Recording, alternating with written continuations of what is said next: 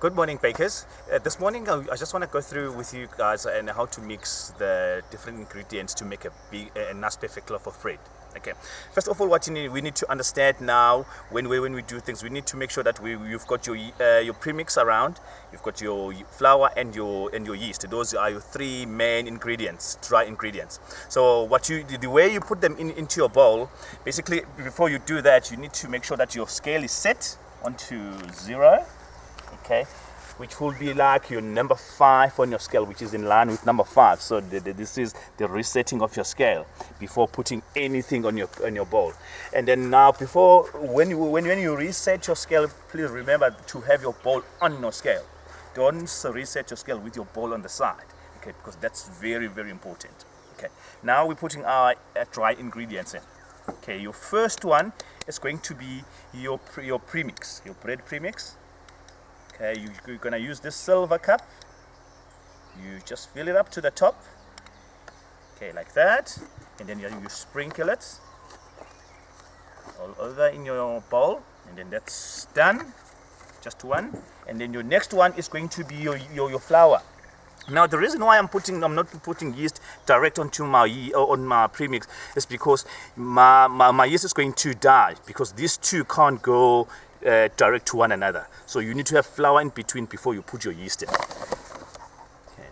Now I'm going to put this flour, I'm putting my flour in here until I reach a red mark on my scale. So while I'm putting this, I'm watching the needle on my scale that it's going. When it goes on to red, then I stop. Now with the flour, remember, it doesn't have to be the flour that I'm using right now, the baker's best. You can just use just about any flour, as long as it's white flour. Okay. Now when you look on the red needle, as I said earlier, now once you reach that red mark and then you stop, there's no more flour needed. Okay.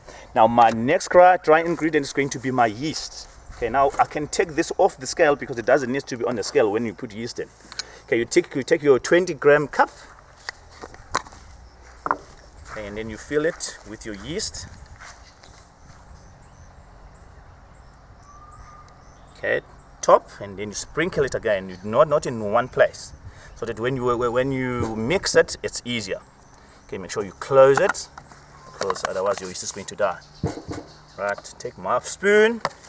Mix it all up.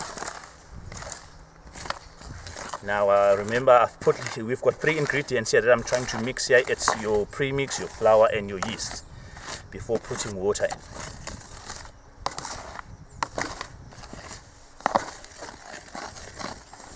Yeah, make sure that you mix it properly so that there's not one thing in one place and one thing in another place. It's all in one place.